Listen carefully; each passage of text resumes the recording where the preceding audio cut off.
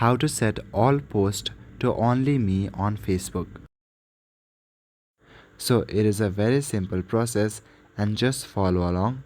Firstly, open Facebook on your device and go to the menu section. On the menu section, scroll down and expand Settings and Privacy. Then click on Settings. Inside your Settings and Privacy, look for the option Privacy. Then click on Privacy Settings.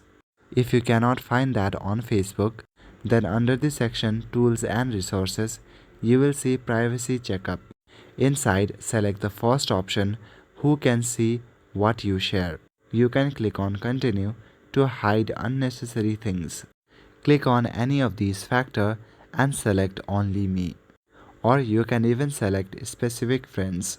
You can also set your older post to Only Me. Go to your profile section. Inside your profile section, scroll down and find an old post. Then click on the three dot icon at the top right corner. Now select Edit Privacy. This will change all past public or friends only posts to Only Me. So this is how you can set all posts to Only Me on Facebook. That's all for today. Thank you.